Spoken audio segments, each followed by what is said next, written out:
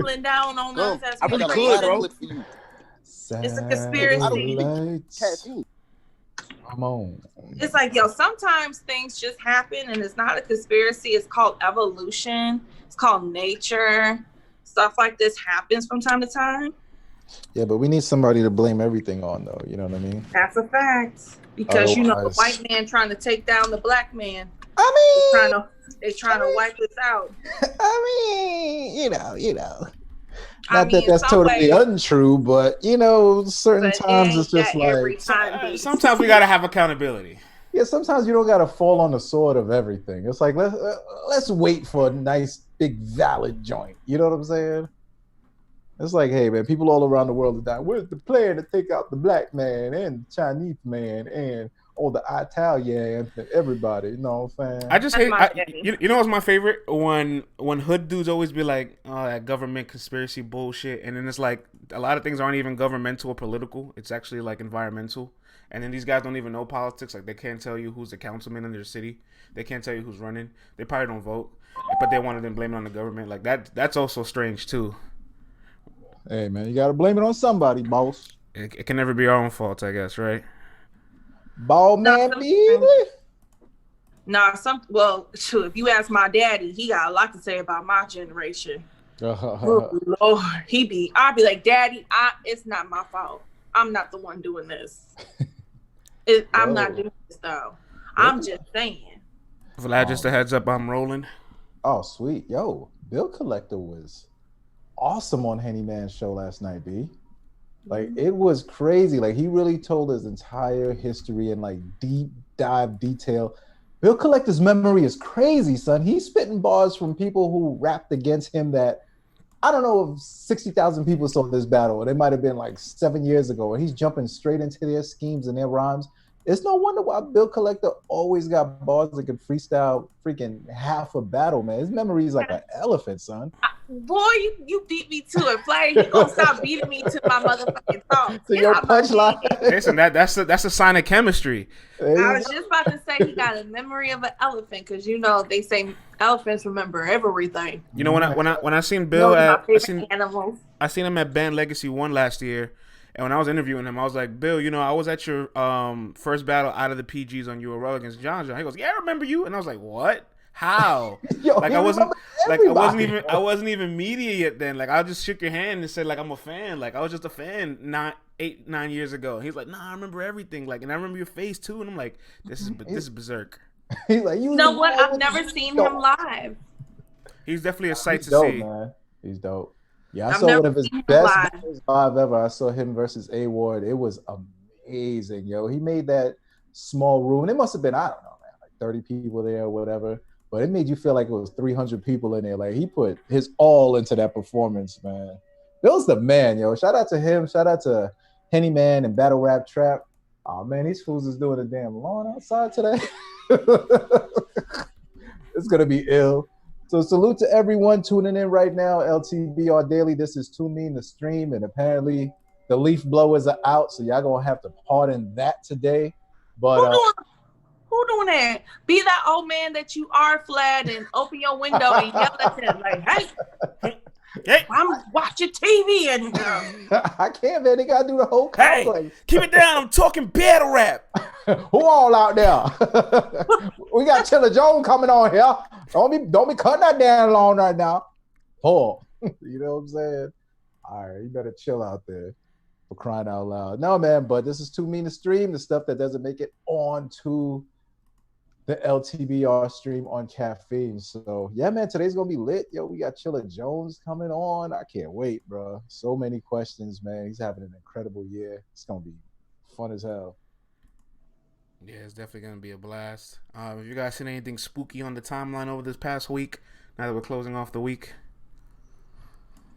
Nah, just people continuing to talk about math versus meth, and where does it fall amongst the returns of celebrity or, you know, quote unquote industry rappers and stuff like that. Hey, you know what? That's crazy. I actually forgot to make that a topic for the show, and that should definitely be on the stream. But let me be the first one to say, Mickey Fax was embarrassing with that take. I couldn't believe it, dog. I couldn't believe it. Why Absolutely you say so disgraceful. What? Talk to me, brother. Because you cannot compare an industry rapper rapping for less than 3 minutes in a 1-round battle that was produced and it's just really a music video with live special effects and no crowd to compare it to King Los rapping three rounds on one of the biggest RB cards in history. Cassidy with one of the biggest sold out events twice. You know what I mean? So many other guys Joe Budden selling out fucking this venue out in New York City. Where was it at? In Hamster Ballroom? Hammerstein Ballroom. Yeah, that place is huge. Come on, man. Like, you can't compare that shit. What's a Future concert there? That's how huge that place is, man. Not to mention that Math took it light. And then the other names we're mentioning, Hollow the Don, we're mentioning Goods, we're mentioning Arsenal, we're mentioning names that didn't take it light. We're mentioning names that went out there and went for the fucking kill. Like, it's uncomparable. Like, it's just... Yeah, Rance, I was truly surprised that he didn't just say, for the category of what this is dope. You know what I mean? But to what is it?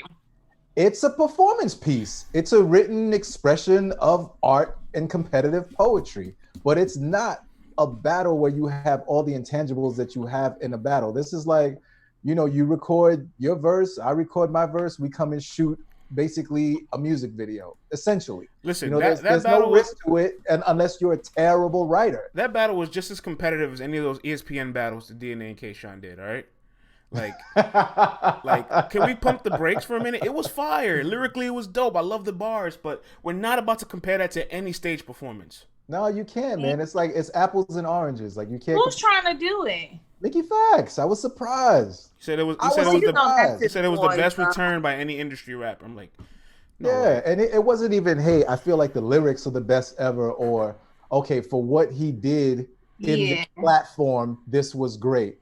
But to compare it to other people, Cassidy was in front of how many people, friends? 1,500 people, 1,800 people, a couple thousand, at least two, like whatever it was. Yeah, and he got his first round off. You know what I'm saying? Like, Meth ain't have that pressure of 2,000. And it was pre-recorded. Yes, it was pre-recorded. Come on, man. And then he goes on and goes, well, you know, those rooftop battles, they're edited. People get to do, you know, scenes over again and stuff like that too. And I'm like, okay, I get that. That's such a weird flex too, because it's like those are 3-round battles, and if that's the case, still we're not gonna respect that neither, because we want this shit live with pressure. Like, there's no live stream, there's no risk, there's no pressure. How can you magnify this to anything else? It's incredibly irresponsible, and I mean, this isn't the first time Mickey Facts lies to support his friends, so I'm not surprised. Y'all ready to go live? Yes, sir. All right, we're going live in 3, 2, 1. Oh, sniggity. And we are on. Man, we at from a thing for pop-up, brethren. Bombaclat. Oh, snap. It says live on caffeine. We have to put Chilla Jones. Come on. Lot of mercy. Oh, I'm going to turn down the volume. Let me get the seating right. Let me get it together. All right.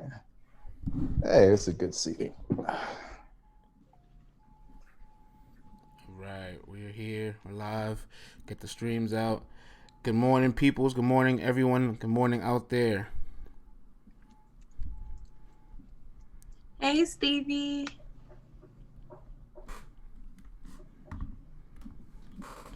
Thank you for the props, Stevie. Top of the morning. Yes, good morning, everyone. You. Morning, people. Syndicate. Yes, sir. Salute to the morning gang. Like it, Steve. Salute to the morning gang. Everyone that shows up every single morning. First-time listener. Oh, first-time listener. Chi-Town's founder. Oh, you my guy. Chi-Town. Word, man. Chi-Town in the house. I lived in Hyde Park for 4 years. It's a Chilla Jones morning, right? Correct. It sure is, Stevie. Chili Jones. Chili Jones. Chilla Jones. That sounds like a pimp. Hey, my man Chili Jones coming up, baby. You know what I'm saying? You got any friends for Chili? You know what I'm saying? Chilla Jones will be coming on the show 10 minutes after 11, so he'll be on in 30 minutes. So we're going to get into some topics. Look, I'm high. I hear that. I wish I could be doing this show, but I got too much responsibilities. Smoking on, boo. Stevie, what you smoking on? What you smoking on, boo? Boston, we out here. Who's from Boston? Put that up again. On the clock, gang. That prime time last night. Oh, Mr. Ben Sways. What up, though, Ben? Hope the twins are doing good. Shout out to the prop. Thank you, Ben. Yes, we were going to talk about last night's prime time. Vlad, CC, are you ready to get rolling? Let's go, player.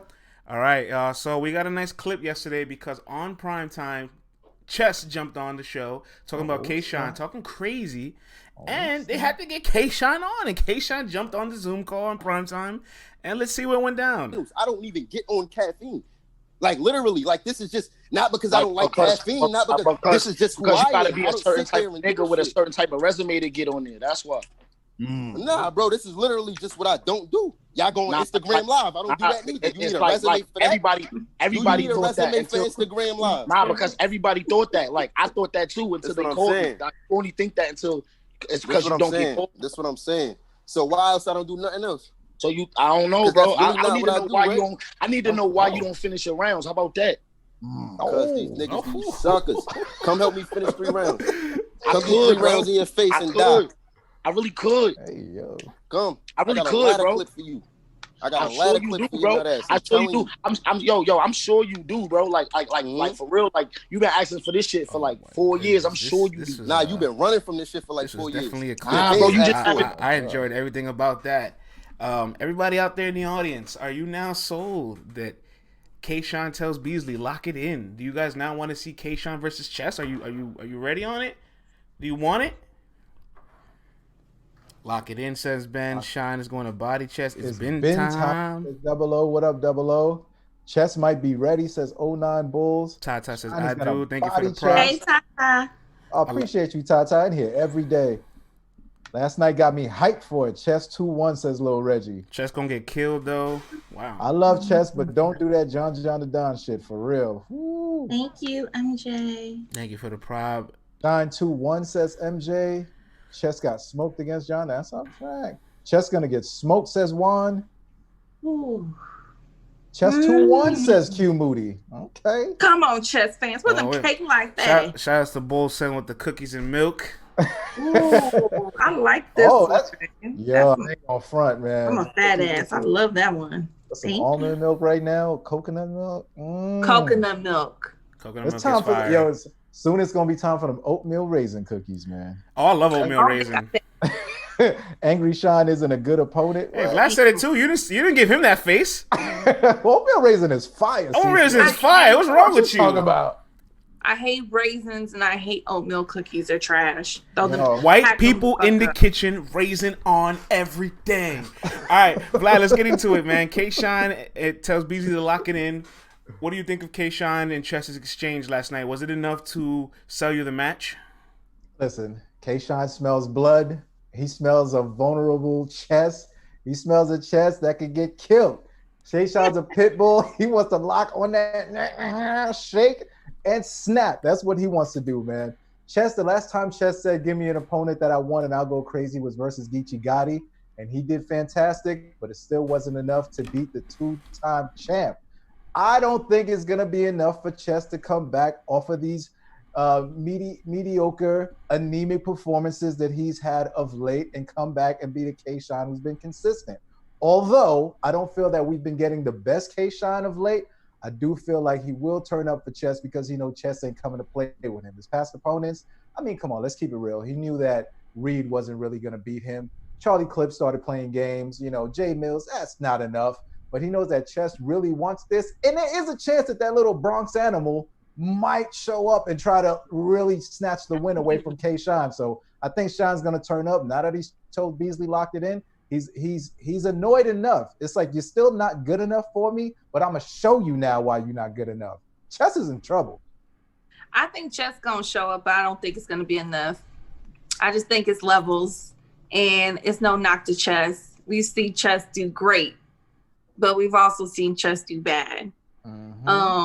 And not take things serious. And he said last night that he ain't gonna play with this one because he understands you can't, what he did versus B Magic, you can't do that in front of Kshine. And he knows that. He ain't gonna be able to wake up the day of the battle and write his rhymes. He ain't gonna be able to do that. And I don't even know why he's doing that. Like, no offense, Chess, but you ain't that person that can wake up the day of a battle and perform great. That's just not you. But moving on, I just think that, for Shine, it was interesting what he said, that even if Chess do good and have 3 good rounds, people are still going to think he won. You know what I'm saying? Or he feels like it's harder for him to win this battle, which is crazy to me. But I feel like Kshine is definitely gonna win this. I'm still sad we can't get Pat Stay, and I know we was talking about this too, as far as who would we want to see if we can't get Pat Stay. I said I knew everybody was gonna throw in Chess, and look what happened. Yeah, man. I mean, also to echo Ben Swayze's sentiments, the pressure might be a bit much. We're talking Summer Madness. We're talking about caffeine. Everyone tuned in, all those eyes on there for free. And you know, when it's free, that's where we going to be. The battle rap community is going to show up. Will Chess buckle? We seen what he did on the inaugural caffeine stream of Genesis. The first one to choke on Come caffeine. on, man. The first guy to choke on But let me say this. In the defense of Chess, right? Kshine asked for 3 battles, then he raised it to 5 battles, and what did Chess do in response? He gave him 7. All right, the Geechee Gotti battle, the Jerry West battle, the Danny Myers battle, the 2-on-2 Loaded Hollows, the Tory battle, the Old Red battle, the Arsenal battle. Plus, he headlined 3 times last year, which is tied for the most with Charlie Clips. So there's also a stat that Kshine's never had, right? And at that moment, at the top of the year, when they're both on Genesis, it's like, wait, why are you battling Clips? Like, we wanted the Clips battle because we like the Harlem on Harlem like rivalry, but we could agree at that time period, that was before Chess had choked against John and revert back to his old ways. People were like, why is Shine taking Clips and not Chess on this big card? Like, what's happening? France, I mean, to be fair, Kshine did say that he's told URL before, lock it in, lock it in, lock it in. And URL didn't lock it in. This is coming from the horse's mouth, you know? So but Kshine is telling them I want that, and they're not booking it. What's he going to do? Throw it on his own channel? Battle him in the dojo? No, I made this point yesterday. I do think Shine strategically controls his schedule. And it'll never look like he's ducking per se because he's battled so many great names. He's a top name. But let's be honest. He knows when to push that appointment back to the point where it's like, oh, I pushed it back and there's a storm outside. I can't go outside. The office is closed. Looks like I have to wait next week or next month. And I'm not saying he's ducking Chess, but it's almost as if he just kept asking and pushing the goal line back. Chess choked 2 battles, and now he's like, oh, well, he choked back to back. What you want me to do? And all it took was for Chess to go on caffeine for 1 day. And in the beginning, he says, I don't do the promo. I did it just because. And that was enough for Kshine to just spark into the match. So I think this speaks more of the power of promo than anybody deserving this. Oh, Kshine has also said that too. Like, listen, I don't want to be the guy doing all the work. I don't want to be the guy doing all of the promo, going out here, selling this battle, and the other guy just shows up in battles. And he says, like, listen, I do a lot. Like, he's got to match me. He's got to bring that same kind of energy too. He showed up and promoted, and now look at it, man. They're on. The battle is virtually locked in. I'm pretty sure all they got to do is figure out the numbers and we gonna get it. So what? So like, what's going on with Daylight though? Who knows what's ever going on? To be fair, I see a lot of people saying, I hate when y'all get me anticipated for shit that don't never happen. A lot of people were like, oh, well, now he decided to take Chess instead of Daylight. Daylight's a tougher match. But Daylight is somebody very difficult to take serious. Like, he called out Rum, he called out Shine, he said all these other names, he said he wanted Lux. And now he's just like in a big spiral where now you kind of don't know where he's at. And I believe Rum Nitty when Rum Nitty says, I hit up URL for Daylight. And he's the one that doesn't want to do it. Rum Nitty ducks no smoke. And in fact, he shows screenshots. So maybe Daylight's just the one putting these carrots in front of us so we can chase it that we're never going to reach. You know, like that carrot that you like tie on your head that's ahead of you. It's too far from your arms and you're just chasing and chasing and chasing. I don't like that day. I don't like that. Don't tease me. They say he's ducking Daylight. Wow. Daylight a mystery. Carrot emoji. They play too many games. Hey, bro. All right, so speaking of marketing though, because we got family in the building. We were on Primetime. Yeah, we do. We got the chat admin in the building. Speaking of Primetime, yesterday there was some marketing, and Your Honor was on yesterday with Big Hann. Both of them fishing for matches, just trying to see the scope and the market of what Rookies versus Vets has in store for them. And I want to say this: I have a clip of Your Honor speaking, and I would love for all of us to listen to this like a family and give our thoughts on Your Honor's point of view of marketing. Because I'm not in front of the camera, I'm not in front of the media, I'm not doing all this stuff, I'm not staying relevant due to blogs and videos and face-offs and debates and shit like that. I'm not really staying relevant doing those type of things. And I'll do some of those. I'll chop it up with Ill Will. I'll see if I can stir up some shit with Clip. You know what I'm saying? I'll see if I can play those sides of the game if that's what it calls for. But personally, I enjoy the fact that I don't have to. I enjoy the fact that my battles kind of do it for themselves. Some of these niggas gotta be in front of the cameras, bro. They gotta be in front of the media. They have to take control of the narrative, and they have to, because they battles don't last that long. You see what I'm saying? They battles last 2-3 days. That's it. And then they back to, my shit's lasting months. My clips is just circling on all the medias and just lasting and going crazy. So I don't really feel like I gotta do that part. You know what I'm saying? Yikes.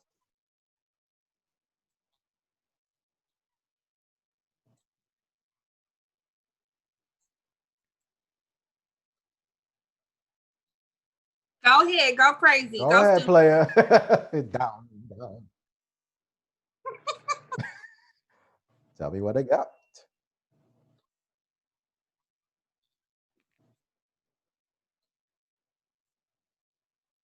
They can't hear you, France. You hear me? We good to go? Live? Yep, we good, player. All right, so I want to set this off. Normally I throw it to you guys, but I want to take control of this topic because I was really disappointed in this clip from Your Honor. This is a talent that the infrastructure of URL really believes in, right? This is a guy that they put their backings behind and they think they can be successful with it. And he's asking for elite names. He's asking for Charlie Clips, Ill Will, but doesn't want to pay the price what it takes to get to these guys. His body of work speaks for itself. He's absolutely right. Out of the 15 Ultimate Madness battles on the app, let's look at the data. Two of the bottom 5 battles are his battles. He had no excuse for a disappointing performance against Rubando where he choked. And then he has that one clip that went viral. My gun's bigger than yours. This is bigger than yours. I'm better than you. But guess what? Bleachers Report reported it. Other sports media outlets reported it. Freddie Gibbs reported it. And all those other people taking your clips are monetizing it and making more money off of your own content than you are doing it for yourself. And you don't contact Bleachers Report, try to get a bag. You don't even take advantage of the momentum that you're getting from this. You probably didn't even realize it happened until we told you about it. You didn't even retweet it. I don't get it, man. Like, he says in his clip, like, I could be on Gnome, I could do this, I could do that, but I just don't do it because the respect is different. And that was weird to me too, because it's like, if you see all your peers doing it, what makes you think you're exempt from it? He also said a top 5 battlers, his top 5 last night on Primetime. He said like Rex, QP, a couple other names, and all the names he mentions promos. There's a difference between being good and being great. And as far as like where you see yourself in the future and where you are now, the difference between that is what you do. And if you're willing to be complacent and you're okay with it, then that's fine by me. But you can't be an independent artist and just say marketing is not part of my game. Yeah, I mean, unless you're someone like Loaded Lux, who has so much cachet in the community that they can announce the battle, he can show up one time and then not promo the rest of the time. I mean, I'm not the biggest fan of it, but hey, he's earned that right. You know what I'm saying? He does that. And unless you're that talented, I mean, supremely talented, where the whole entire world is clamoring and waiting for your next performance, you can't afford not to show out, not to do any promo. You can't afford not to take advantage of your momentum. You got a clip that goes viral that's been seen millions and millions of times. You don't even have a sweater, a hoodie, anything of that nature to say, hey, I'm the guy connected to this. They just think this is just some viral moment that's just going to come and go. Like, promotion is a vital part of the game. You look at Rum Nitty before he went on Angry Fan and did that interview where he voiced how disappointed he was by not getting any plates. Then you know what happens? URL locks him in, starts throwing him a bunch of plates, and now he's Nitty the GOAT. And he's got a whole damn committee riding behind him. So to think that you can get away without doing any promo and you have no legs to stand on in the game is ludicrous. Yeah, I don't understand his logic. I don't really see it working for him. He just reminds me of one of the people that got to learn the hard way. Like, once he makes up his mind on something, that's what it is. But he's going to definitely see other people in his class pass by him. And to him, he may look at them like, man, I know I'm better than that person, but they're going to edge you and get more opportunities because you're not doing something as simple as promoting. yourself.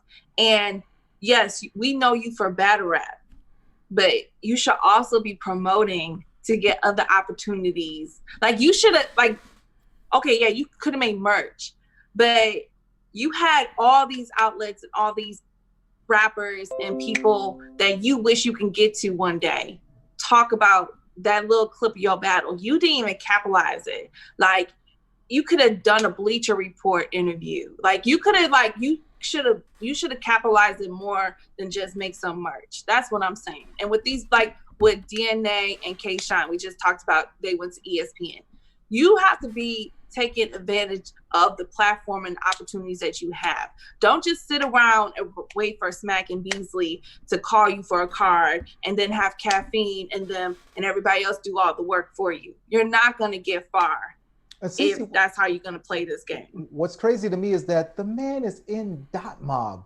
Rex is a marketing god and genius. Kshine, when he's on it, he is a marketing genius. Murder also, Mook. whenever Murder Mook, come on, these are the guys who pretty much laid down the blueprint. Murder Mook is marketing throughout the battle. Like, while he's actually battling you, he's marketing himself. And it's like, you come from that stable, and to see that the blueprint is laid down is to make the path easier for you. But, you know, I don't know, man. He's definitely going to have to learn the hard way, apparently. But we'll see what's up with him. Like, battle rap is about to get so much bigger and more mainstream. Like, that's, like, Your Honor, that's not going to work. Like, and Beasley said it's not going to work, bro. I'm telling you. URL is essentially a marketing machine. They are a marketing and promotions company, and what they happen to market and promote are rappers, battle rappers. So it's a partnership. They market you, but you need to give them things to market. Mm-hmm. So if you're not coming with your end of the bargain, what do you expect the company to do for you? Like, that's where I'm lost at. Bleacher's Report took your clip. Nobody knew who you were from those comments and made more money off your bars than you did yourself. And that's the money you're leaving off the table by not marketing. Yeah. You know, Big Hann told him something very interesting. He told him there ain't no fight to sell if you can't sell it. And so Big Hann was there, you know, just fishing for opponents, saying names that he likes. And he's somebody that was putting in the effort to market. He taps in with the media. He's on the timelines. I feel like he hasn't unlocked the motivation inside of him, and I also feel like he's being misutilized, I guess, or not properly used, right? Where, like, he's not given the right opponents to bring out that inspiration from him. Because when he first came on the scene, he gave me that, oh, this is that raw Philly old style that can come back and be modernized. Now he's kind of just floating around. Is there a market for Big Hann? Let's ask people in the audience. Is there a market for Big Hann? Who do you want to see him against as rookies versus I like how he was talking last night, though. I do too. He was talking. Easy. Easy. There is a market, says Augie. You can't share your own, bro. Right. I sure can, boss man. And I just did. Hann versus Easy. There's a market for everything if you pitch it properly. Yeah, you ain't lying. Every pot there's a top. I want to see a King of Philly battle versus Easy. Oh, we got Chilla Jones coming on a bit early. I'll put him in the waiting room. Oh, snap. Chilla Jones, Chilla Jones, Chilla Jones, Chilla Jones. Chilla Jones, Chilla. Oh, we got Chilla coming on in 10 minutes. So real quick, Vlad, 30 seconds while we'll get to our last two topics before Chilla Jones comes on. Do you think there is a market for Big Hann? Absolutely. France, yesterday, I was scrolling the timeline and I saw Big Hann promoted some battle that happened years ago, but he said the audio was trash, right? However, I clicked on it. Big Hann was smoking this dude. And I mean, the form that he was in was crazy. It looked like it was in Philly or Lancaster or something like that. And he was going bananas. I'm like, yo, if we get this, I'm not mad at seeing a Big Hann from a underrepresented, you know, city and town that's just thirsty for battle rap. These guys are thirsty to have someone represent them. And now you have two guys who are out there, you know, on the scene with Easy and with him. And it's like, there might be a time for Philly to get a pinky toe back in the game. So I like Big Hann coming out and talking spicy because he realizes, unlike Your Honor, I have to talk because my profile isn't up there yet. I need to let people know why I need to be on the scene. So I definitely think there's a space for Big Hann, and I'm glad to see him out there trying to get what's his. Yeah, because you see other people in Ultimate Madness. A lot of people are getting more exposure and coverage, and more people are talking about the Kid Chaos, the Jada Nightwing, the Fonz. And, Big Hann, one of those guys that throughout that, everybody that participated in that tournament, we really haven't been talking about Big Hann. Like, how many times have we talked about him since Right. he was eliminated in the tournament? So I think he's taking advantage of the moment. He has to, he got to put the foot on the gas. And I'm here for it. Him and Easy, how they were talking back and forth, I'm all for a good grudge battle. Okay, who's the king of whatever city? I'm here for that grudge battle. I'm here for all of it. Easy was talking spicy too. Okay, he was talking spicy to Cortez. I don't know if we're going to talk about it too. So I enjoyed all of that. So Big Hann, yes, I want to see more from Big Hann, but he's doing what he's supposed to do. You got to make us and make Smack want to book the fights.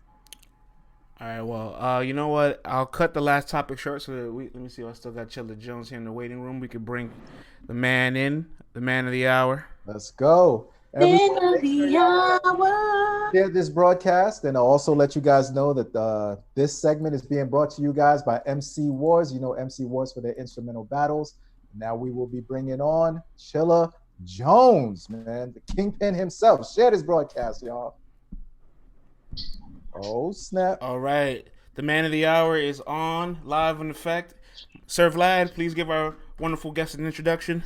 Ladies and gents, when you think of Boston hip-hop legends, there are a few names that come to mind. I think of New Edition. I think of Guru from Gangstar. I think of Edo G and the Bulldogs. I think of Terminology and his crew. And then I think of Chilla Jones. These guys will be etched in stone. They will remain in the pantheon of Boston hip hop. This man's pen has taken over the game for over the last decade. His influence is everywhere. He is here to stay. He is on a 2020 Champion of the Year run. He's my personal Champion of the Year thus far. Ladies and gents, please welcome Chilla Jones, the kingpin, to Let's Talk Battle Rap Daily. Yes. Glad to be here. What's going on? What up, Del? How you doing? How you feeling? Feeling good. Doing what it do, man. Just trying to stay out the way in this day and age. It's a crazy world out here, but is it ever? And I'm happy that you not only having maybe one of the best years of your career so far, but you're also taking advantage of the momentum. Did an interview last night with Black Compass. Shout outs to our media peers. Great interview. You've been on the 15 Minutes of Fame camera. Now Uncle Raj, your manager, right? And here you are this morning, and you're putting the foot on the pedal. What kind of made you realize I have to turn on that key for marketing? I mean, it's the perfect time, man. With the world and the state that it's in and the way it's changed the battle rap, I think it's benefited two people. It's benefited people who can really rap because they excel in settings like this. And I think it's really benefited the content creators, the bloggers, the battle rappers who know how to market themselves, who know how to keep themselves relevant without having to battle, who know how to create narratives outside the ring for themselves. Oh, yeah. I'm trying to be both. I'm trying to do both. I don't see a lot of people out here that are doing both at this point in time, and I feel like the lane is wide open. I'm swerving right in it. You know what I mean? So definitely a lot of momentum right now with the Champion of the Year run that I'm on. And I hear the calls. I see the calls every day for me to be on Summer Madness. People are saying it. It's getting louder and louder every day. It's gonna get even louder. Yeah, it's gonna get even louder when the battle actually drops on the app. It's gonna restart again. You know what I mean? So just got to take advantage. Just got to keep the momentum going. I just want to do my press run, man. Make sure everybody knows where my head is at, what I'm trying to do, what my agenda is. Champion of the Year is a very important thing for me. Summer Madness is also a very important thing for me. There's no reason why I can't have both this year. I love that. Yeah, right. I love that. I ask one question. I let Vlad take over with the questions, and the audience is in there as well. Chilla, in battle rap, there's always a stigma attached to a battler, right? And this is something you broke. This is something you broken, in my opinion, years ago already. Before the Chilla Jones haters, they still want to say, "Oh, well, he's boring," and it's like, well, Chilla Jones hasn't been boring for like the last 4 or 5 years. So at this point, you're not really trying to listen. But what would you say was the turning point for you, where you're like, you can no longer call me dull. Like, I'm performing, I'm energetic, and I figured out how to cater my lyricism to an audience. Right. Probably the Arsenal battle, man. I got the opportunity to co-headline. I think it was High Stakes 2 on UW. It was Hitman versus Suge. It was me versus Arsenal. And battling Arsenal in the middle of Newark as a co-headline at a time where, I had my run on King of the Dot, but really, even if you go back and look at some of the prediction blogs from Jazz, from ARP, from damn near everybody, nobody has me winning that battle in the predictions. Nobody gave me a chance. Nobody thought I stood a chance. That was kind of when I realized, like, I got to make a change in my energy. I got to make a change in my performance level. And that was the first battle where I feel like I really focused on that and honed in on that. The battle right after that was when I battled Jonai.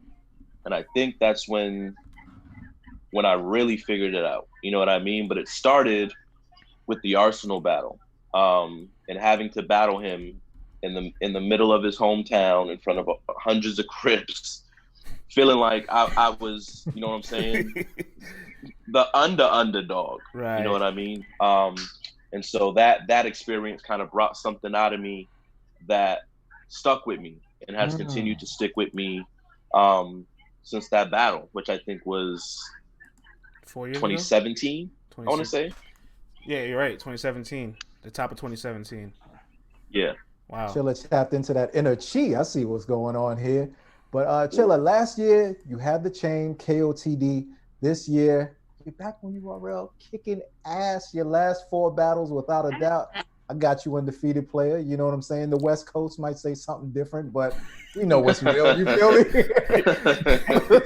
so this shout out to them. They gotta ride with their own. I'm not. Hey, listen, man, boy. If you leave the door open, they're gonna bust it open and just listen. They could be driving off a bridge, and all of them will be in the car throwing up the W, all going down together. So it don't matter. They're gonna crash and burn together. But this year you're going for Champion of the Year. Obviously, you're on URL. KOTD hasn't been putting out any content.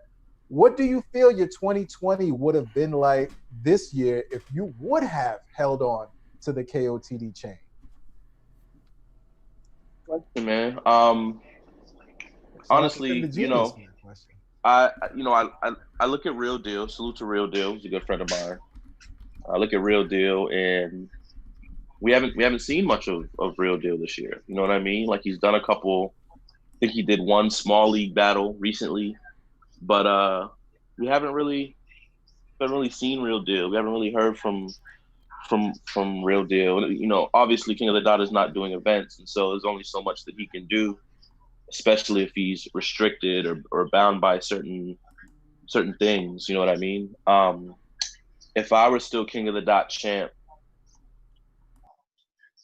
I mean, I'm a pretty good strategist. I think I would have found a way to keep the league maybe a little bit more relevant. I would have been doing some things to kind of, I would have been creating content. I would have been, a little bit more involved on the back end. Would it have been a year like this? Hell no, absolutely not. Going back to URL and being able to kind of reassert my dominance as a worldwide pen. There's probably nothing that I could have done, even if King of the Dot were active. There's probably nothing I could have done on King of the Dot to equal what I've done so far on URL. Part of the reason why I came back to URL was I feel like there's not much left on King of the Dot for me to do. There's not many more people for me to battle. I've made it to the top of the mountain. I did 3 consecutive title matches. I headlined most of the events for the past 2 years. Who's left over there for me? Pat stay in A-Ward. But like Diz, I battled. Sharon, I battled. Everybody else who makes sense on King of the Dot, I've kind of already seen already. we kind of have to start getting into the rematch bag if I'm gonna, continue to be over there. You look at URL, even with the 4 battles that I've done already, there's probably 10 to 15 other battles that people want to see. They want to see me in Red. They want to see me in Mike. They want to see me in Chess. They want to see me in Av. They want to see me in B Dot. They want to see me in Emerson. More money. And then more money. And then you have this new wave now of stars they're creating through Caffeine. And in a year, y'all could want to see me in Real Sick, or me and Kid Chaos, or me, you know what I mean? And so there's just so many opportunities over here for me to battle different people, up and comers, top tiers, God tiers. There's just more for me to do here, more for me to accomplish that I haven't done. And that's my current mission, man. Champion of the Year, Summer Madness. I want to give, everybody that's been asking for certain battles over the past 2 or 3 years in my absence, I'm trying to give them all to the people. Me and Nitty was one. Me and Geechee was one. Any highly requested matchups, let's get them done. Let's get them out the way. Let's do it right now. The perfect time. We don't need a crowd. We can be in a small room. Do it on Caffeine for the people. People don't have to pay for pay-per-views anymore. It's a great time right now to be a battle rap fan. Chilla, you mentioned the name when you were saying the list of all the names for like people that are established, up and comers, and I want to throw you a quote that Smack said yesterday on Primetime to Kid Chaos. If you get JC out of here, I'm throwing you Chilla, son. Yeah, we've already spoke about Chaos. I'm fully down for that battle. So yes, if Kid Chaos clears JC, I'm with the smoke. I'm with all of it. But Chaos is super dope, man. He's one of my absolute favorites. Chaos and Sick are probably my 2 favorites outside of Jada Nightwing. I've known Jada Nightwing for a little while. We battled a long time ago. Yeah. And have kept in touch. And I've always kept an eye on Jay. And I always knew that Jay possessed the talent to do what he's doing now. So I'm super proud of Jay. Kid Chaos and Real Sick, outside of Jay the Nightwing, are my absolute favorites from that tournament. Real Sick, unfortunately, had to battle Jay in the first round and then battle Chaos in his consolation battle. You know what I'm saying? And to me, those were the 2 best guys outside of Luke Castro. Those were the 2 best, the 2 worst matchups anybody could have faced was Jay and Kid Chaos to me.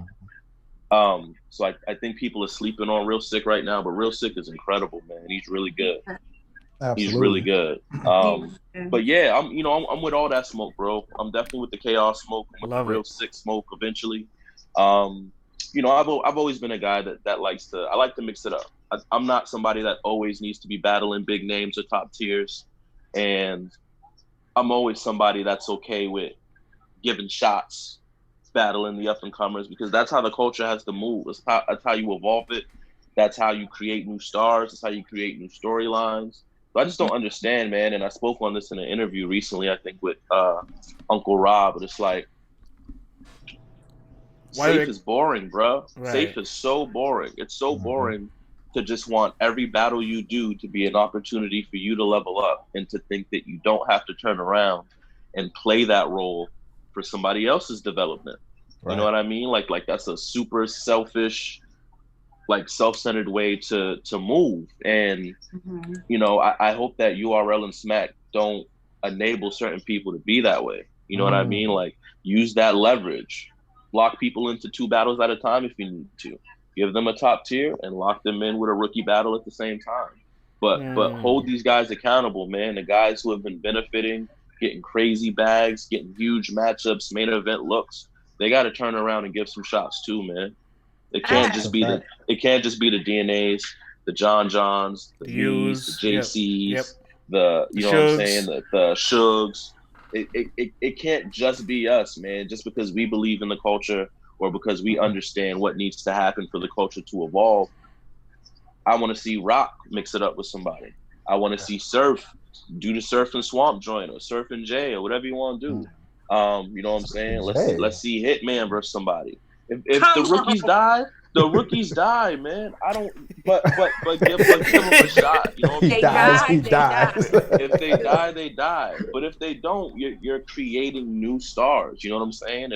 If Chaos even makes it debatable with JC, it's a win. Right. And Chaos is more than capable of doing that. Chaos can clear JC. So it's a big opportunity, man. And I want to see more vets and top tiers being active on this rookie versus vets front, man. Facts. Now, Chilla, you were on URL for 4 years, off it for 3 years, and now you're back on. What's the difference this time between you and URL? Why is it working so perfectly this time? The biggest disconnect for me and URL before was I believed I was worthy of a certain caliber of talent as far as my opponents, and they didn't. And so there was just a huge disconnect in me battling Prep. I didn't want Prep. I didn't ask for Prep. I asked for John. I said, if I'm going to come back, I want to battle John. And the discussion we had was, okay, well, we got to get you hot again. We're going to give you 1 or 2 battles, knock these out, and then we can, you know what I'm saying, whatever. That's why I did what I did to Prep. I was trying to prove a point. Stop playing with me and give me John. The battle after that, where I was hoping for John, he ended up battling, I think it was Tay-Rock on Perfect Day to Die. I ended up taking Saga because I wanted to keep my foot on people's neck after the Prep performance. Cleared Saga, got Saga out the way. Then I was supposed to, be in talks to battle John on the card following. John ended up, I think he took a break or he sat out, and I ended up with the Cortez battle. I didn't want the Cortez battle, and it's not because Cortez isn't dope. I was actually really cool with Cortez at that time, and I felt like I didn't have the same mentality. I didn't have that same kill mentality that I had with Prep and Saga. You know what I'm saying? And I don't like to put myself in those battles where I have to dig especially deep to find some type of motivation. So back in the day, it was just like, I'm asking for the Johns, the A-verbs to certain people, and they wouldn't give them to me. I would always give them I would always do a couple of battles and give them a chance to give me a name that excited me, and it never happened, so I fell back. I went my own route, did my own thing. And, after being champ, this time around, the offer they brought to the table was Nitty. And I said, okay, now we talking. Like this is okay. And then since then, man, it's just been me proving myself over and over again. I wasn't supposed to make it debatable with Nitty in the eyes of the public. He was the king of the volume. He was the small room GOAT. He was all these different things. And it's like people forgot that Chilla versus JC even existed for a second. Like people were like, come on. You know what I'm saying? Like, people forget, like, remind them, Chilla. Who made small rooms cool? You know what I'm saying? Like, people totally forgot. And so all I had to do was remind people. And once I did that, then it was like, okay, let's see what you can do with Twerk. Okay, cool. Who's next? Let's see what you do with Geechee on the rooftop. Okay, cool. Fine. Who's next? Let's see what you can do with Jerry on 11 days notice. Okay, cool. So who's next? Like who do I have to keep you know what I'm saying? Like running through to prove that I should be on Gnomes. I should be on Summer Madnesses. Obviously, if they're stupid if they don't put me on every volume card they do. Hello. Talk. So, I mean, what more do I got to do? What more do I got to prove? At this point, Chilla, I think it's an all control, man. You just keep doing you right now. They got to feed you, player. And right. Speaking of that Jerry West battle, 11 days prep, you've got, to me, France and I are basketball fanatics. That Jerry West scheme, incredible, so immaculately written, incredible. How much research and time did that take in particular? Because that wasn't any old, simple, I'm just going to piece together things that go from this. This was mad intricate, and like we appreciate it as basketball Like heads. those are all the players you mentioned are players that we didn't live to see. You know what I mean? Right. Yeah. I mean, it definitely took a little bit of research, and I'll be honest, I had a lot more, man. If we had more prep time, and if we weren't going off like tournament time limits, like the 2 minute with a 2:30 cap, if we were doing the normal 3 minutes with a 3:30 cap, I could have done more, man. I could have done more with that angle, with that scheme. I could have made it really, really crazy. I could have tied it together in a lot of other different ways. I tried to condense it, and I tried to make it so that the people who maybe aren't basketball fans could also understand it and relate to it. And so I had to do it in a way that anybody could appreciate it. Obviously, for people like us and you guys who may be, big NBA fans, NBA fanatics who have followed basketball for most of our lives, this angle is great for people like us. You know what I'm saying? I loved it the minute I put it together. And my only fear was I don't want this angle to seem too drawn out. And so I was very conscious of like what I was saying it as quickly as possible, getting from one point to the next. And it just came together so well, man. Like I sat down and put it together. It maybe took me maybe a couple hours to really do the research and figure out what to use and what I wanted to say. But when it was done, I knew I had it. I knew there was nothing he could do in my third round. Right. I felt the strongest about that round going into the battle. Because I thought it was different. And in my mind, I was like, Jerry's going to punch for 3 rounds. And I can do that. You know what I'm saying? Especially on short prep. Mm-hmm. Oh, Chilla, you frozen? Oh, no. Chilla. Chilla Jones. Little technical difficulties. We definitely gonna get Chilla Jones right back, y'all. In the meantime, share this broadcast. Let everyone know. Y'all love that Jersey game. Jersey. They said Jersey us, man. Yo, I don't know what happened. I was in the middle of talking and it just disconnected. My bad. What was the last thing y'all caught? You concise things for folks who are even NBA fans to be able to get the whole scheme and all that.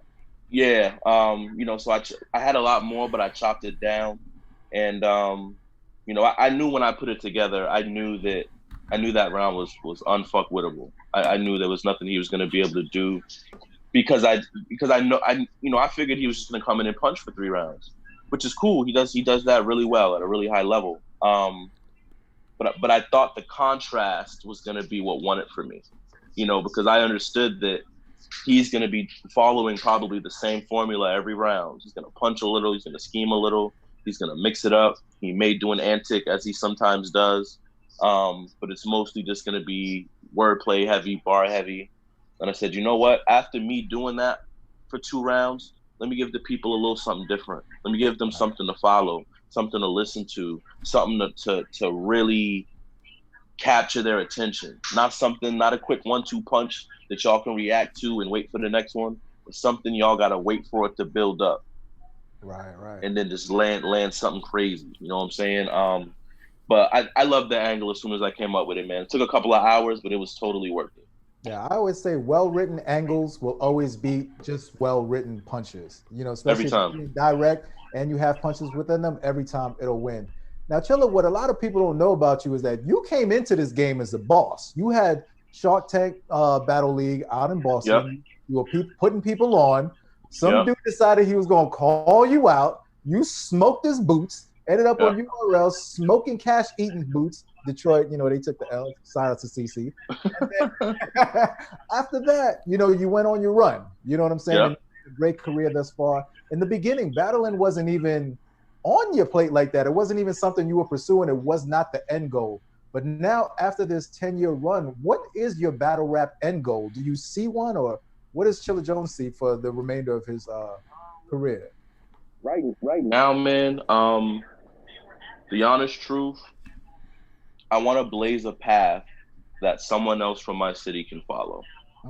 And, I've spent the last couple of years really looking at the local scene, trying to develop some of the talent, trying to, really keep my eye on who's making noise, who's fresh. I've started to do more battles locally, just like little 1-round joints just to give people some shine, some exposure. I actually have one next weekend versus a cat named Caswell, who I've booked for like GZ events. Really, really good pen, really good writer.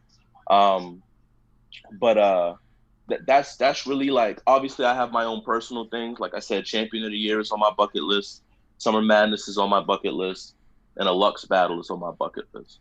Those are the last 3 things that I want, that I need for me to feel like my road in battle rap is complete. You know what I mean? But outside of that, I just want to blaze a path. I want to build this bridge and salute the 40 bars because she's a big part of this also. But, I think we're both trying to build this bridge so that other talented battle rap, males and females can jump in the culture and have a way to do it and know that it's been done before. A bar has been set. Now you got to come in and pass it. Outdo what me and 40 have done and are doing now. You know what I mean? And I just want to make sure that after I decide to leave and 40 decides to leave, that we don't just drop off the face of the map. Right. I want to see more people coming in. I want to see more people making noise. I want to see more people on URL, on King of the Dot. I don't want to see our legacies end with me and 40. Yeah, I appreciate you bringing up 40's name. I totally forgot to put her name in the intro because if Boston hip hop was to die today, not die today, but if everything ended today, her name would have to be up there too. So salute 40 bars. Sure. And I want to go back to something, Chilla. You seem to be a pretty chill dude, no pun intended, laid back, kind of conservative, relaxed.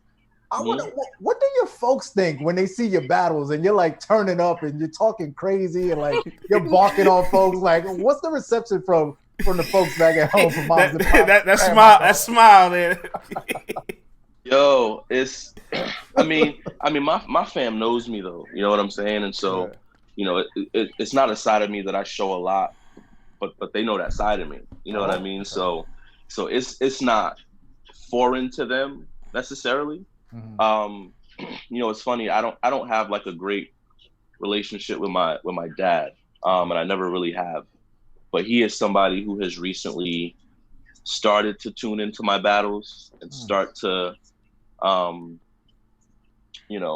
he wasn't really around, so he doesn't really know that side of me, and so he's kind of reacting in a way that's like, I didn't know you had that in you, type of, you know what I'm saying, type of reaction. And it's like it's funny, it's interesting, you know what I mean, that kind of dynamic, but yeah, man, like it's nothing new. It's just I didn't feel like before I needed to tap into that, honestly, you know what I mean, because for a long time I did really well just out rapping everybody, and it wasn't until really I got to the bigger stages, the DNA battles, it wasn't really until I got to the bigger stages and didn't have the greatest success there that I realized that something was missing. Something was missing. What was that? A couple of different things. I think the first thing was confidence. And I think as incredible of a writer as I've kind of always been, there's a clear difference in confidence in me now than there was in 2015, 2013. I think it started to build up more after the Daylight battle, but back then I was I still wasn't comfortable. I still felt, sometimes out of place in certain battles. I'm standing on stage with Daylight, I feel out of place. I'm standing on stage with Clips, I feel out of place. Like, and it wasn't until like, even just a few years ago where I'm like, okay, I'm on stage with Arsenal. This is what I'm supposed to be. Like, fuck y'all talking about. This is where I belong. Like in these type of matchups. So it took a lot of experience. It took a lot of battles. It took a lot of effort into my craft for me to build that confidence. So that's one. I think the other thing was energy. I was always low energy, and not only low energy, but just like a very calm energy. And I still am, a lot in the ring, but now I know how to vary it. I know in certain parts of my material, y'all want to see me turn up. And I know at certain parts of my material, like the Jerry West scheme, for instance, I know I can be calm with that. I can walk y'all through that.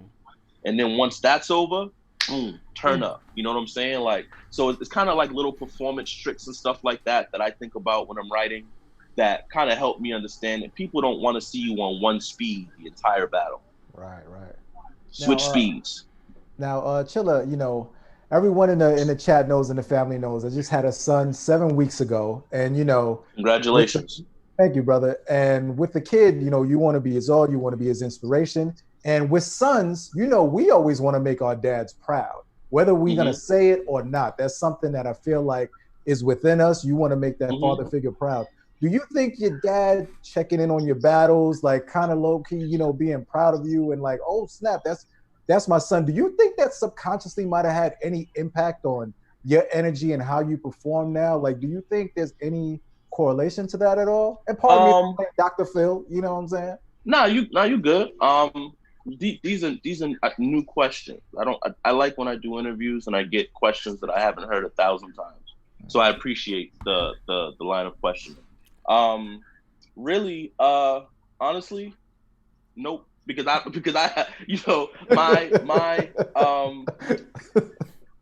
I don't, I do think that you're right in that, I do think there's something ingrained in us where we do seek the approval in some way, shape, or form of our parents, and as a son of my dad, you know what I'm saying, my paternal father figure. That only goes so far, man. If I'm being honest with you, I can't. A bigger source of my motivation is the approval from my daughter. Your daughter, you said? My daughter. That's fire. Honestly like hashtag more so than my dad. Fire. It's more so than my than my dad. It's my mom and my daughter, man. I was raised by a woman. I have a daughter growing up. Like, it's those two are my rocks. You know what I'm saying? So when I need inspiration, when I think about what I'm doing this for, when I think about if I win $1 million tomorrow, where's that money going? It's them. It's that. When I think about, if God forbid I passed away tomorrow, who would I want to feel proud when I left? It's really not my dad, man. And it's just how it is. It's my mom and it's my daughter. And it's like, if they're happy with me, I can go in peace. I'm good. And and part of that is that I still don't have a great relationship with him. So I haven't really tapped into some of those feelings that you were discussing about, wanting his approval, because there's still a lot we got to unpack. Right. You know what I mean? Between he and I. And I think until that happens, there's still kind of a part of me that's like, whatever. You know what I'm saying? I feel you. Yeah, but yeah, man, definitely my mom and my daughter, I would say, are like, in terms of looking for approval or seeking approval, man, those trump the approval that I seek from my father. Man, salute to you for being a great dad and being in your daughter's life. Man, what's her favorite Chilla Jones battle? I mean, I don't let her watch. Oh, She be watching. What? I don't let her watch most of them. But I can tell you that. So then just pull up the best of Chilla Jones on YouTube and let her watch that. Yeah, you're right. I could. I'll be honest with you, man. She's 12 years old. I'm sure she's watching. She gonna find it. I'm sure she's watching. I'm sure she's watching. Dad is tucking ratchets. You know what I'm saying? I'm sure she's watching them. I'm sure she's pulled it up and watched it and been like, "Oh my god, that's my dad! What the hell?" You know what I'm saying? But you know what I'm saying? But Dad, what did you mean by that? But I'll tell you that she is she gets really excited and really happy when we're out and about, and somebody will come up to me and ask for a picture or something like that. And I mean, that's been happening since she was a little girl, before she really even like understood what was happening or what was going on. You know, but especially lately, you know, she goes to, you know, I might go to her school for something, and another father will be like, "Yo, ain't you know what I'm saying?" Like, and Like, we'll nah, kid, nah. and you know, I don't know what effect that has on her in school and stuff like that, but you know, I definitely know that for her is like a source of pride. You know what I mean? She knows that her father is out here doing something that is making people happy and pay attention, and you know, she knows that this is a big deal. She knows why I do it. So yeah, man, you know, I don't let her watch a lot of stuff. You know, the only battle where I want to say was Conceited. I think Conceited had a line. He said something. He had a line about her name or flipped her name or something. And she didn't like that. I know she didn't get him, girl. When you get old enough, Chilla's like, I ain't like that either. You had to tell her. You had to tell her you guys are the same height. That's what I was going to say. You know, I they're the same size now. He better watch his words. I got your back, girl. All right. Real quick. All right, so everybody in the audience out there on Caffeine, we're gonna take the Q&A, start asking questions, and CC, be on the lookout. Oh yeah, I've been gathering some. Okay, I got one last thing to ask Chilla Jones before we take questions from the audience out there. I also wanted to ask, what if your daughter gets a little bit older and she starts liking battle rap and she really enjoys, like, she might be like you, she got a pen and she want to use that pen and be like her daddy, be a legend. She does. What would you do? How would you feel about that? And what would you tell her? I mean, she could do it. She could do it. She definitely has a pen. She's big on poetry. She's big on rhyming and putting things together. So it's in her blood. You know what I'm saying? But I wouldn't necessarily be against that, man. You know, I think she would handle it really well. She has thick skin like I do. She's very smart, calculated like I am. She's somebody that could handle it. She's somebody that could handle it. Yeah, Chilla, for sure. You know, you've written for two people who were in a classic. Your words, not mine. Would you ever write for your daughter if she had a battle? Does she got to get it out the mud? No, she gotta get it out the mud. She gotta get it out the mud. All right, she gotta get it out the mud. That means Chilla's just saying you guys are some suckers reaching out for that help. My daughter's gonna get it on her own. she gonna get it on her. She gonna get it on her own. She ain't gonna need anybody though. Like for me, honestly, the fun is in the creation of the material. Even for me, even more than standing on stage and performing it, more than spending a week memorizing it. The fun part for me, the part I enjoy the most, is putting the pen to paper. Coming up with the ideas, sitting with things. That's what I enjoy most about this whole entire battle rap experience. Yeah.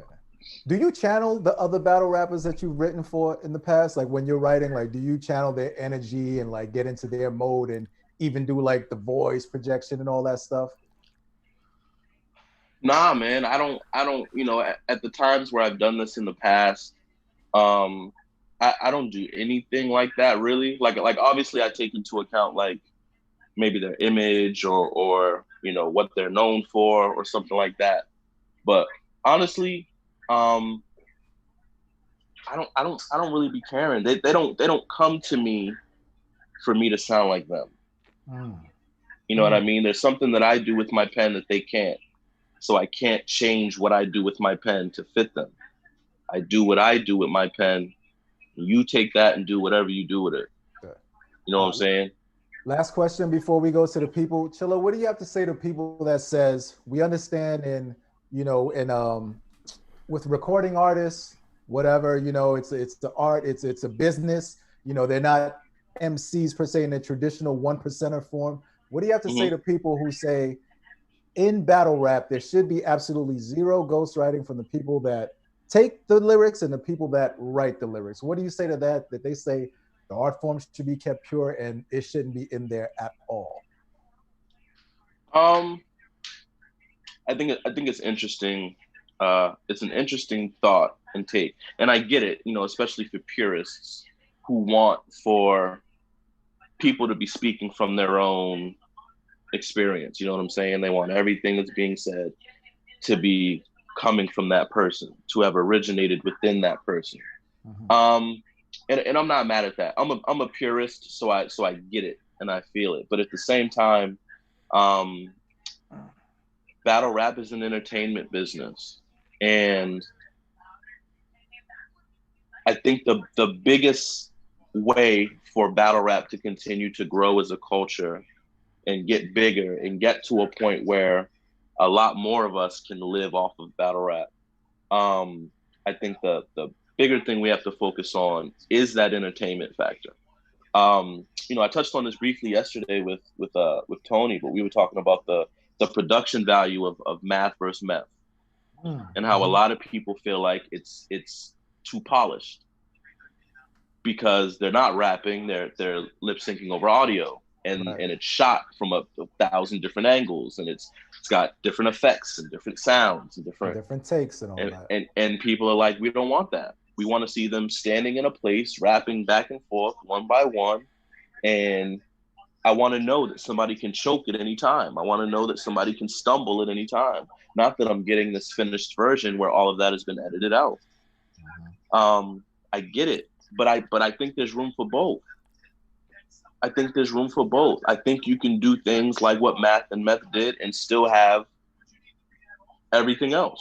You know what I'm saying? I don't mind that. I think there's more than enough room for both, and I think we should be inclusive of both.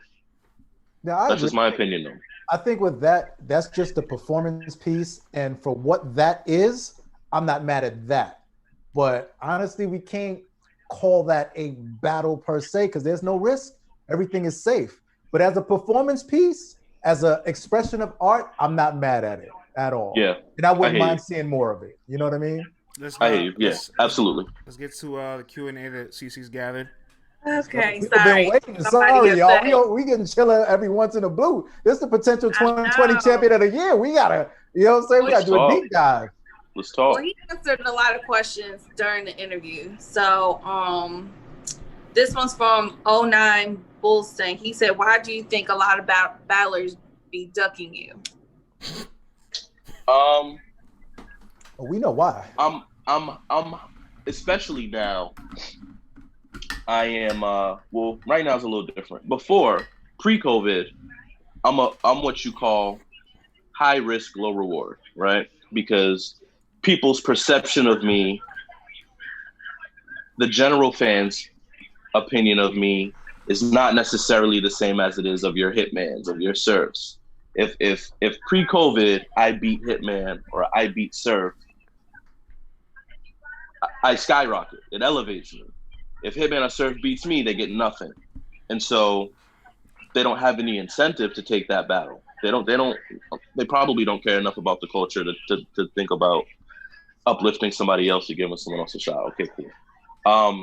In this era, in this COVID era where we have no crowds and small rooms, I am now still higher risk, but the reward has changed. I think if Kid Chaos came into a small no crowd setting and beat me, it would do numbers for him. Mm-hmm. I think if Jerry West had beaten me, clearly it would have done numbers for him. Because I think people understand in this setting I'm a different type of animal. Way different than I was pre-COVID or on a big stage, or however you want to call it. So I think people duck me in the past because I was high risk, low reward. I think people duck me now because I would duck me right now. I don't know. I'm about to say they don't want to die. I don't know anyone that's gonna beat me in this type of setting. I don't. What else we got? All right, so shout out to Top Tier Podcast. They asked, "Is there anyone that you feel will push your pen or make you be more creative?" Or my bad, that was actually Scotty. So shout out to Scotty. That was his question. Lux. So Lux, okay. Lux. that battle, you would definitely see the best Chilla you've ever seen. But you would, and I've already thought it out. My approach for Lux is going to be so off the wall, but it's genius. But until I get a chance, until that battle actually happens and I get a chance to execute, I just sound like a crazy person. But it's something I thought about already, and kind of the innovative, creative ways that I would attack Lux. He definitely would bring something out of my pen. Otherwise, I feel like anybody else that would do that, I've already seen. I've already seen Nitty. I've already seen Daylight. I've already seen Iron. Red isn't necessarily going to make me do that because I feel like I can beat Red on cruise control. Av would probably make me do it. Okay. Wake up, Av. But Av is my man, though. I don't. That's another type of battle where it's like I'm not gonna have the kill mentality that I had for the other ones. And you know what, Chilla? We don't want to see you do that one. We want to see kill. And Chilla, man. Right. Well, he said he don't want to battle you because you his bro. So and that's real, and that's like outside of battle rap type of thing, like the motivation wouldn't. It was. Do y'all understand how hard it was for me to write for Danger Zone, even just one quarantine round through Skype? Like it took me longer to write that round for Danger Zone than it took me to write for Jerry West. Wow. Because I'm like, yo, like this is like my bro. I don't like this is, you know what I'm saying? But at the same time, I felt like it was something that I didn't want to be left out, man. I wanted to get into the quarantine bag. But Lux definitely would bring that out of me. I don't know that anybody else I haven't seen that would bring that kind of creativity out of me. Okay. I got a question for you. I'm playing this for the fans. My bad, player. It was a fan question. But go ahead. What did they say? My bad. It said, I thought you were trying to sneak another question in there. Go ahead, please. Go ahead, Queen. Now, shout out to Top Tier Podcast. This is their question. They said, do you ever want to start your own league again? Yes, I definitely do. Probably not something I would do until I took a step back from battling. I have a lot going on between this album I'm working on with my brother. Obviously, this Champion of the Year run. I just feel like I wouldn't be able to give it the time and energy that it demands and that it needs, for me to be successful. But I definitely, like I told y'all earlier, I have an interest in finding my heir apparent, and that's how I feel like I'm gonna have to do it. I'm gonna have to create a league. I'm gonna have to get really, really familiar with the talent and really, really try and develop that next breed of Boston battle rappers. So I definitely want to start a league again, but I kind of would have to take a step back with battling, and I'm not quite ready to do that yet. There's a question in here. Shouts to DNA's Tooth. He said, son, ask Chilla Jones why he never take off his hat, son. Don't want to see that. Ain't nothing to see, man. Nothing to see, bro.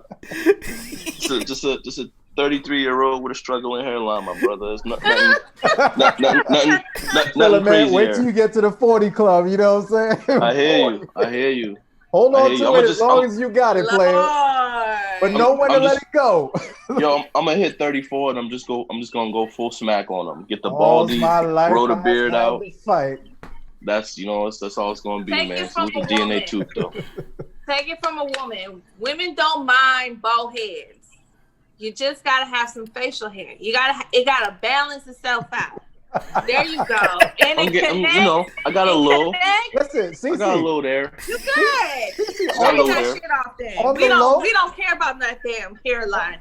We don't care about it. But what we don't like is when you got that Stephen A. in your hairline on the top of your head. We don't like that. Brothers be hat. I hear you. We don't like that. We don't like that. On the low though, Chilla Jones has one of the baddest females, fan bases out there in battle rap. When his battles drop, I've seen this narrative, man. I saw this narrative earlier this week. I was talking about it with someone. And I'm like, yo, where did this narrative come from? It's that I have all of these, Chilla, honestly though, Vlad, it's gotta be second place to Big T, because Big T's living his best life on Instagram. Oh my god, man. Yeah, he is. Chilla Jones out here just bowling everything, man. This is crazy, kid. Like it's man. All right, let's see do her job, man. CC, what else? I don't know where that narrative came Oh, you know, Chilla. So I don't know. I'm just a wholesome guy. I just battle rap. It's not even but you gotta think about it though, right? Think about everybody else who people say that about, right? They say that about Hitman. They say that about Surf. I'm nothing like them, bro. I don't do Instagrams with my shirt off. I don't count a bunch of money in the camera. I don't wear sweats every time y'all see. You know what I'm saying? We be looking. Great sweat. But you know why? We looking for that print. Yo, but I'm saying, like y'all look at our asses when we wear them sundresses. We be looking at the print. I hear you. Got tea in that cup. Sipping that tea. I hear you. They're exchange. I'm just saying, fellas. Y'all be looking at us. We be looking at y'all, and it is what it is. What else we got out there, CC? What's else? What's on the board? Okay, let's see. Are you on rookies versus vets? I'm not as of now. I've discussed a couple of matchups though, so it's very possible you'll see me. But it depends. A lot of the battles are surrounding the potential date, the 9/19 for Summer Madness. If I do get that call over the next week or so, you may not see me on Rookies vs. Vets because I'm gonna want to put all my attention and energy into this. If Summer Madness doesn't work out though, I wouldn't be averse to taking Jay Kruger, Real Sick, Castro. There's a few people I like, that I would consider taking and doing a battle with. But we'll see what happens over the next 7 to 10 days, man. But I'm open to it. I just know I want to stay active. I want to keep giving the people, more material that they can digest. I want to continue to make my case for Champion of the Year. So I'm not being real picky or particular, man. I just want to stay active.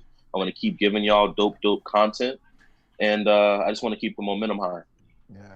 Your former Writer's Block teammate, Daylight, came back, and he had an amazing performance. I mean, it was crazy. Yeah. One guy you just mentioned, Real Sick said that the Chilla Jones Daylight was the quintessential Daylight for him. Now, do you feel that this Daylight that battled Tay-Rock surpassed that one that battled Chilla Jones? Yo, it's hard to say because I feel like his style is totally different. So like in our battle, he clearly focused more on scheming because of who he was going against, and it was schemes, it was punches, and for all 3 rounds from both of us, that was really all you got. It was schemes, it was punches. This new Daylight he still does a lot of that, but his focus is more on his cadence and his flow and how everything connects. And he barely stops to take a breath. And while he's going through all these, these different pockets and cadences and flow patterns. Which Daylight do I prefer? I mean, the one that hit me with rock, paper, scissors, probably. Because that's still, maybe the best punchline ever that people talk about. Your face when he dropped that ball, boy, it's like you. Yo, and it's bottom of the third. I'm in the building, Magic's in the building, Oops is in the building. I got Magic behind me. Right after I finished my round, the blue meth bar, the Heisenberg, all the stuff I did in the third round. And Daylight had a couple cool lines in the third, and I turned back to Magic, and I was like, yo, He just needs to land one big punch, and this is going to be a classic. And the very next bar he hit me push rock paper scissors. That's crazy. That's why if you watch the battle, you see me go like this, but then I turn back and I look at Magic and I'm like, that's the one right there. The one. That was the one right there. You brought it home. That was the one right Closer there, man. shit. Salute to Daylight, man. I like both Daylights. You know, I probably would edge the Daylight that I battled. But the Daylight that battled Rock is scary, man. And I don't think Lux can beat that Daylight. Oh, that's just to throw that out there. Putting that on wax, brother? Just to throw that out there, man. That Daylight is something scary. Okay. I said it. People, that Daylight is scary. That Daylight is like that Daylight is customized, I think, to beat Lux. Wow. That style is customized to beat Lux. I don't know that the Daylight I battled can beat Lux. I gotta ask you. Styles make fights. What did you think about Lux's battle versus Surf in his last 2-3 battles in general? I thought he was light versus Surf. I thought he was light in every battle he's done after Clips, except I loved the Loaded Hollows performance. I loved the third round Gray Hoodie stuff. I love the robot. If he could channel into that, and I'm sure a lot of that was probably Hollow because Hollow's creativity is through the roof. But if he could channel that into his individual battles, if he did stuff like the robot thing in a battle with Surf or in a battle with Daylight, that's what I would want to see. That's what I think would be like the elevation of Gray Hoodie Lux.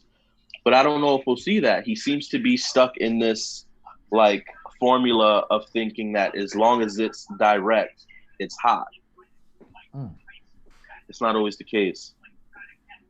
To me. Wow. I agree. Surf could have beat Lux. He could have beat Lux. Sure. If he would have showed up. You know what I'm saying? He could have beat him. Yep, I agree. But I do have one more fan question to try to slide in. This one's from La La Land Lou. Would you do a 2-on-2 with 40 bars? That's a good one. Yeah, we've been trying to, man. We've been trying to for years. And, you know, I think the timing for some battles hasn't worked out, but we've discussed going against Cortez and Fit. We've discussed going against John and Jazz. There's a few matchups like that we've discussed with Queen of the Ring over the years. I'll go against Jazz again? She better go against Jazz again, man. If y'all do John and Jazz again, man. Yo, you go. Y'all gonna have to lock in, player. Y'all gonna have to lock. I would do it. I'm totally down. I hope that after Queen of the Ring and URL does this event, I think a 2-on-2 event with a URL and Queen of the Ring person would be dope. Where it's me and 40, right. John and Jazz. Look at all this free marketing missing out on. Geechee and Coffee. Geechee and Coffee, yes. Official and Kshine. Like there's so many different kind of creative, cool matchups that you can do that have a URL guy and a Queen of the Ring guy. And I think if they did like a double impact like that style, that'd be fire. That'd be fire. Yeah, you know what? 2021, if things open back up, I could just imagine, a 1,500 room, you know what I'm saying? Half of it with the ladies, half of it with the fellas, everyone turning up and having a good time. It would be fire, man. That'd be fire. I agree, bro. I agree. Chilla, man, we thank you so much for your time. That's all we have for today. Everybody tuned in out there. LTBR Daily will be up on YouTube and all audio streaming platforms within the hour. Chilla, thank you for your time.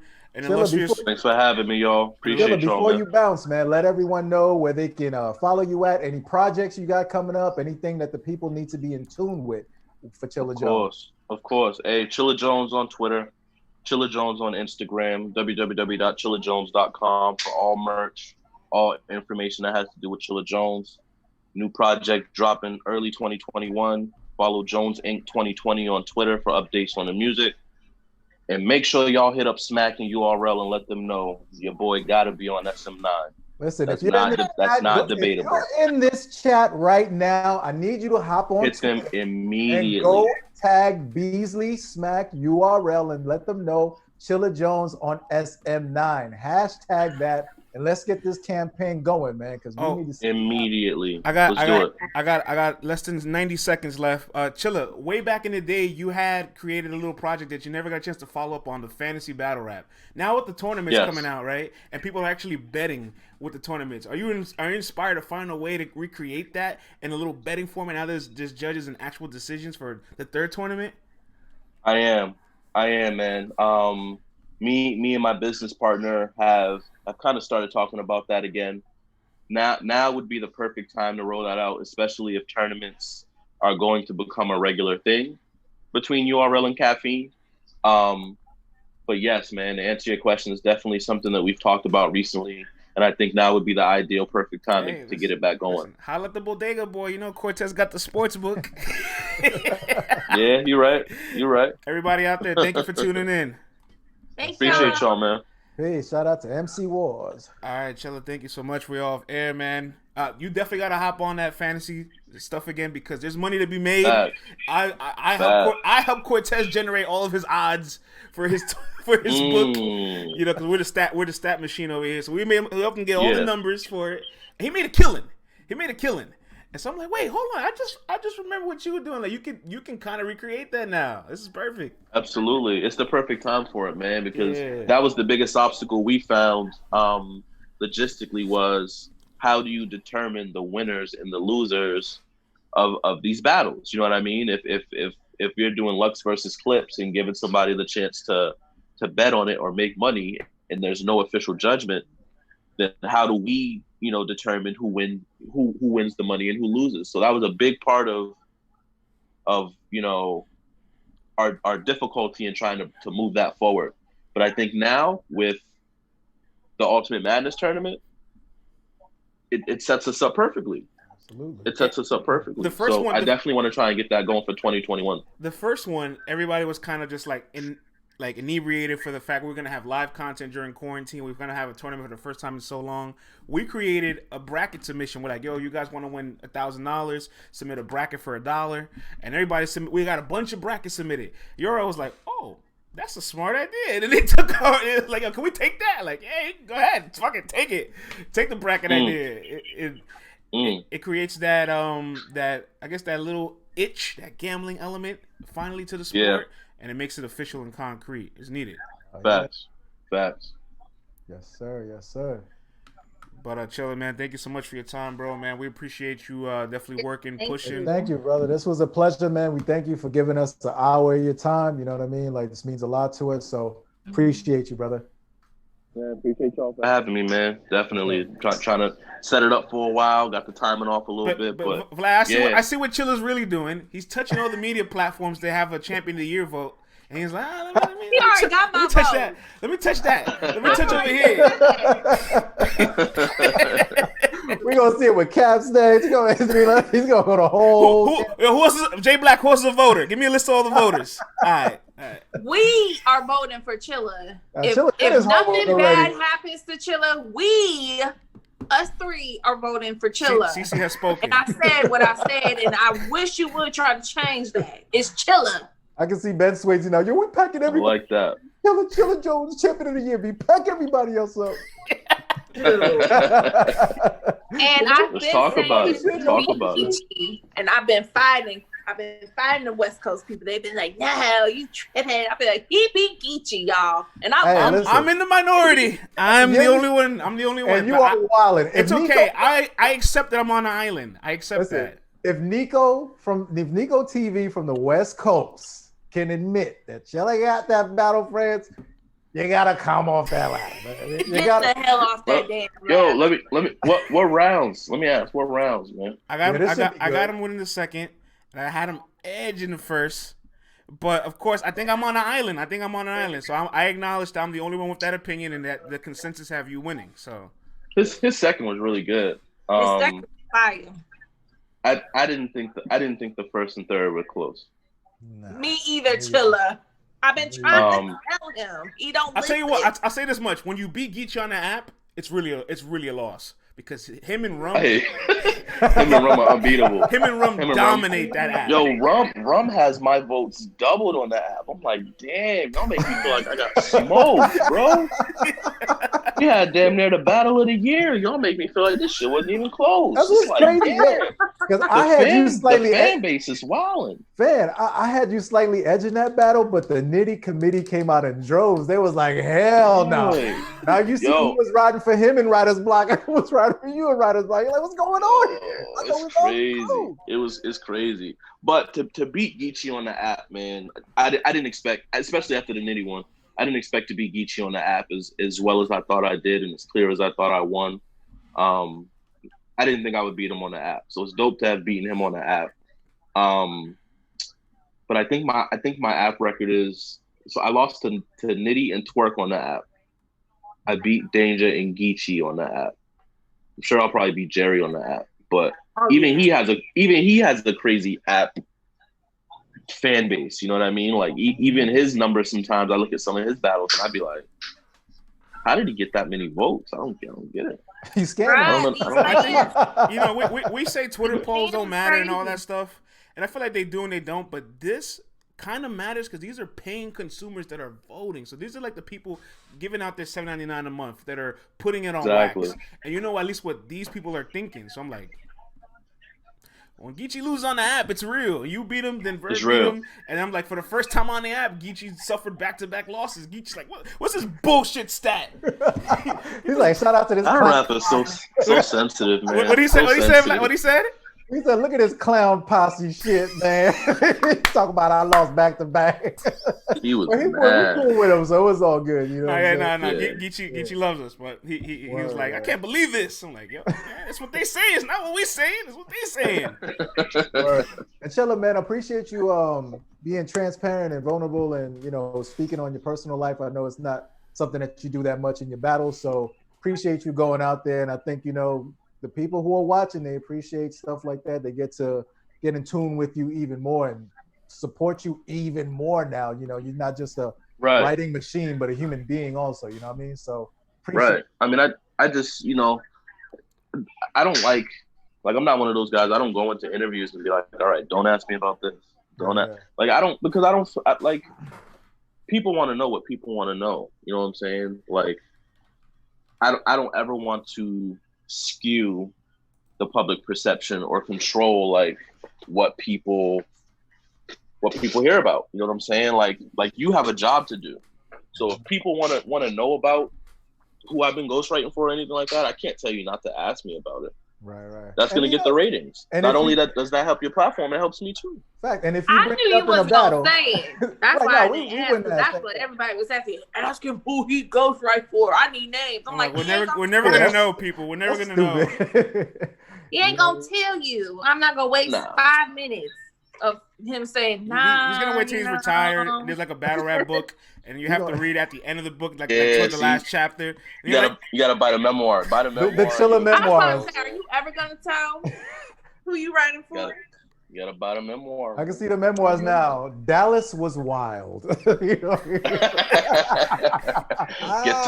Get the memoir, man. Just know when it comes out. Are you thinking about doing that for real though? Memoirs? Because I mean, you being a writer, it all makes sense, and I feel like there's so much that battle rap is not touching on. At some point we're gonna need. I know Sirius Jones wanted to do one, but you know what I'm saying? I don't necessarily want to do a memoir. I do want to do some type of documentary.